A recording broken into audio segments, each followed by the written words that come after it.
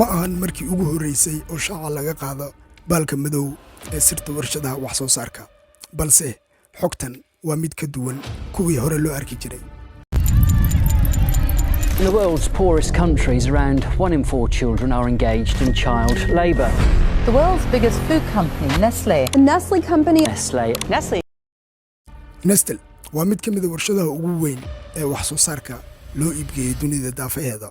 waxaa la xusay in sanadii la soo dhaafay ee soo xareysay 87 bilyan oo lacagta dollarka ah. warshadan oo halku dhigeedu yahay cunno fiican iyo nolol fiican waxay daafaha dunida u iibgeysaa in ka badan 2,000 oo noocyada cunnada. taasi oo qaar ka mid ah si weyn looga isticmaala geeyiga Soomaalida. si kastaba ha ahaatee waa tii la yiri ilembalo waa tii dambaysa. maalmahan dambe waxaa mid loo soo faqayaa sirihii warshadan u daahsoonaa sabana badan. waxyaalaha had iyo jeer ragga ka dila maxaan ku dhahay awoodda raganimada ee la hubiyo waxaa ka mid ah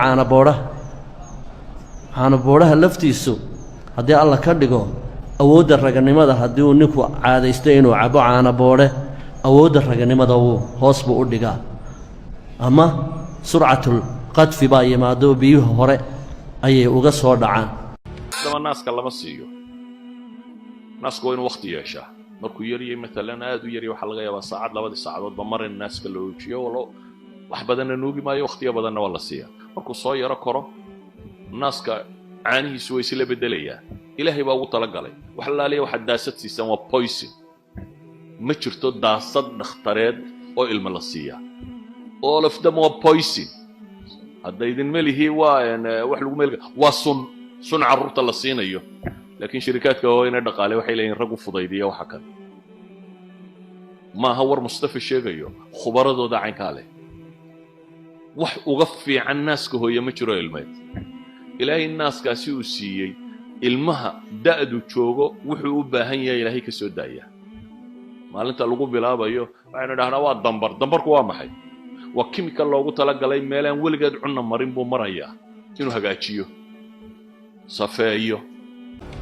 maantana waxaan idinla wadaagi sheekada dadku la amakaagay ee warshadan ku saabsan.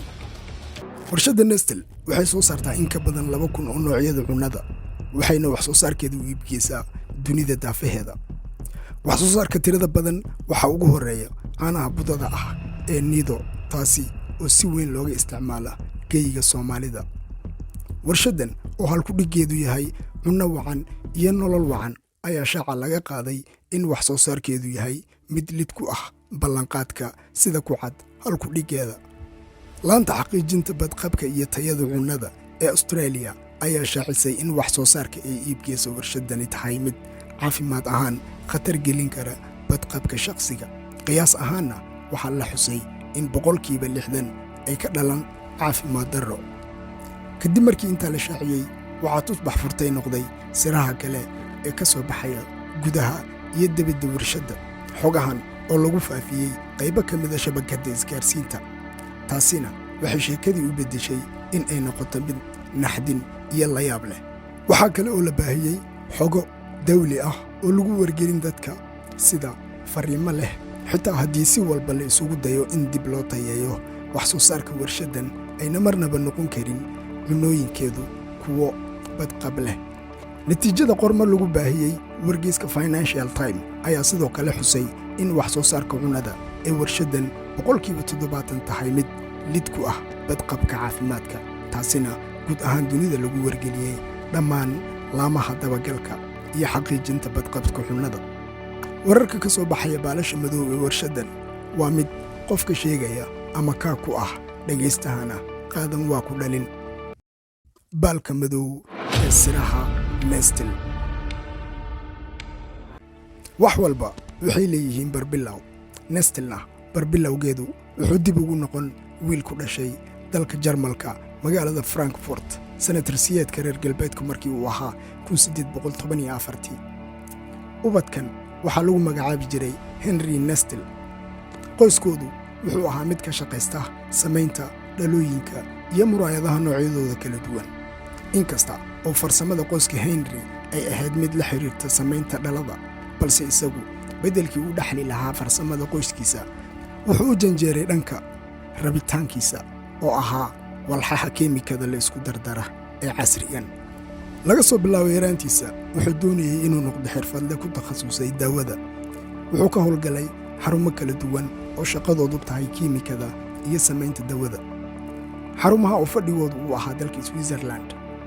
wuxuu ahaa mid aaminsan inuu hibo u leeyahay walxaha keemikada ee la isku dardara, taasina uu dawo ka samayn kara.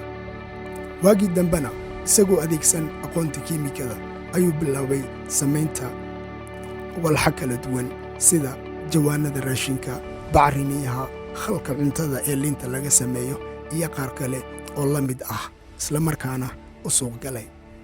maalin maalmaha ka mid a isagoo akhrinaya joornaal ayuu ku arkay fariin si gaar ah indhihiisa u qabtay.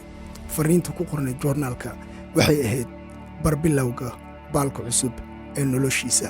fariinta joornaalku waxay ka hadlaysay sare u kaca dhimashada ilmaha yaryar. sababtana waxaa la sheegay in halganka ay ugu jiraan qutul daruuriga nolosha ay hooyooyinka ka mashquulisay naas nuujinta. daryeel la'aanta ka dhalatayna sababtay arrinkaa. henry oo kolkiisii horeba ku howlanaa raadcaynta fursad shaqo ee bannaan ayaa arrinkaa u arkay in ay tahay fursad shaqo oo dahabi ah. wuxuu ku fikiray haddii uu soo saaro caano ay ilmaha uga maarmaan naaska, ay taasi noqon doonto mid looga gudbo dhibaatada jirta, hooyada iyo ubadkuna ay maslaxo ugu jirto. wuxuu bilaabay inuu dib u baaro dhammaan macluumaadkii hore looga qoray naas nuujinta. wuxuu bilaabay tijaabooyin dhanka shaybaarka. dadaal dheer iyo iskuday badan kadib, sannadkii markuu ahaa 1867 ayuu ku guulaystay in uu ka miro dhaliyo iskudaygiisa isagoo sameeyey caano lo oo qascadaysan, taasi oo la xusay in ay caanuhu yihiin mid uu ubadku uga maarmi karo naaska hooyada. wuxuuna daafuray shirkadda la yidhaha Nestle, taasi oo loogu magacdaray isla magaciisa. intaa kadib kuma uusan ekaan wax soo saarka caanaha. dhanka kale wuxuu iskaashi la yeeshay shirkadaha sameeya shukulaatada, wuuna sii ballaariyey warshaddiisa. muddo yar gudaheeda caanaha uu sameeyo waxay noqdeen kuwo suuqa gala. sare ayuu u kacay horumarkiisa. wuxuu bilaabay samaynta shukulaatada, buskudka noocyadiisa kala duwan iyo qaar kale. si walba oo uu horumar iyo magac uga gaaray shaqadiisa, haddana waxay khatar gelisay nolosha malaayiin. baalka xiga ee warshaddan waxaa loogu magacdaray saqiir suujinta dhallaanka.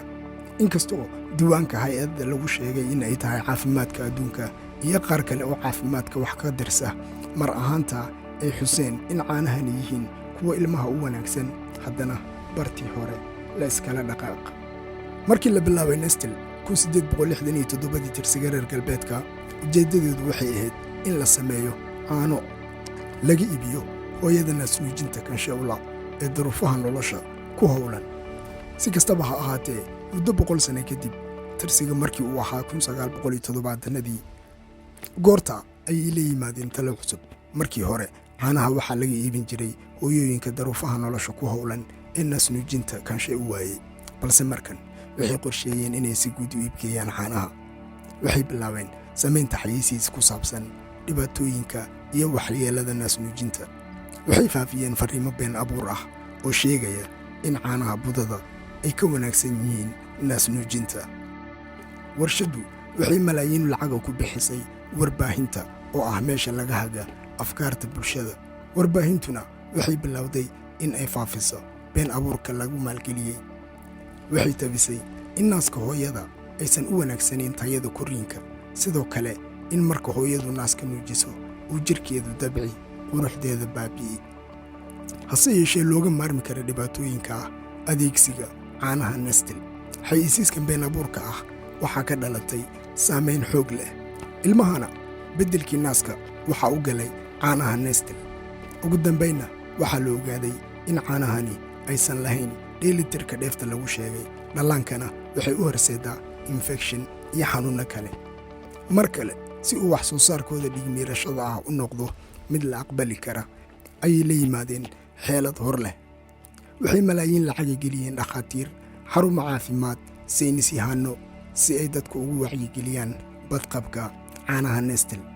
waxay bilaabeen in shaqaalahooda iibka ee ku sugan Afrika iyo Aasiya ay xirtaan diriiska xirfadlayaasha caafimaadka sidaana dadka uga iibiyaan in malaayiin lacag la siiyo dhakhaatiirta si ay dadku ugu dhiirigeliyaan isticmaalka caanaha Nestle waa sida ku cad feelasha soo baxaya ee xogaha sirta ah dhallaanka sabiga ahna waxaa lagu xukumay in naaska hooyada ay uga go'aan caanaha budada ee waxyeelada mooyee aanan u lahayn waxtar arrin gebi ahaanba khatar geliyey badqabkii caafimaadka ee dhallaanka balaayada intaa la eg waxaa lagu tilmaami karaa in ay tahay qayb ka mid ah siraha baalasha madow ee warshaddan 1974 waxaa la shaaciyey qormo loogu magacdaray wadka dhallaanka qormadan boggeeda hore waxaa saarnaa ubad yar oo diif awgeed ka dutay waxay ahayd mid ka hadli cawaaqib xumada ka dhalanka doonta caanaha daqiiqda ah ee dhallaanka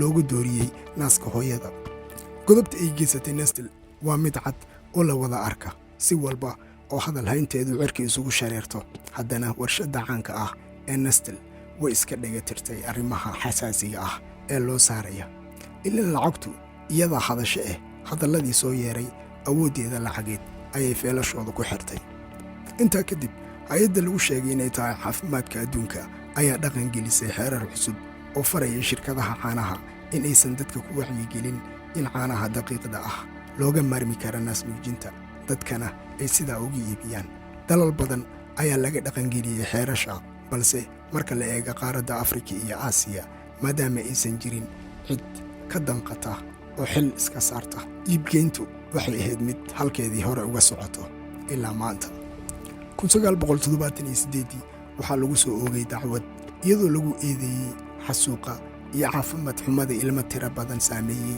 in ay qayb ka tahay wax soo saarkeeda dood dheer kadib natiijada way dhaafi wayday in xeerar cusub ay dib u qoraan hay-adaha ku shaqo leh ilaan lacagtu iyadaa hadasho tanna mar kale awooddiisa lacageed ayuu feelasheeda ku xiray sida lagu sheegay in ay tahay hay-adda badbaadinta ilmaha ayaa 2018 soo saartay daraasad sheegaysa in malaayiin ilmo ah oo dunida daafaheeda caafimaadkooda khatar gelisay wax soo saarka caanaha budada ah ee shirkadaha Nestle iyo kuwa la midka ah iyagoo weliba adeegsada habab suuqgeyn buunbuunin iyo mala awaal ah si kasta oo macluumaad kala duwan oo ka hadlaya baalka madow ee warshaddan loo faafiya haddana awooddiisa lacageed ayuu feelashooda ku xiray baalasha madow ee shirkaddan kuma eka wax soo saarka caanaha waxaa kale oo la shaaciyey madmadowga ka jira biyaha iyo noocyada kala duwan ee shukulaatada ay samaysa goor kasta oo laga hadla gudubta daahsoon ee Nestle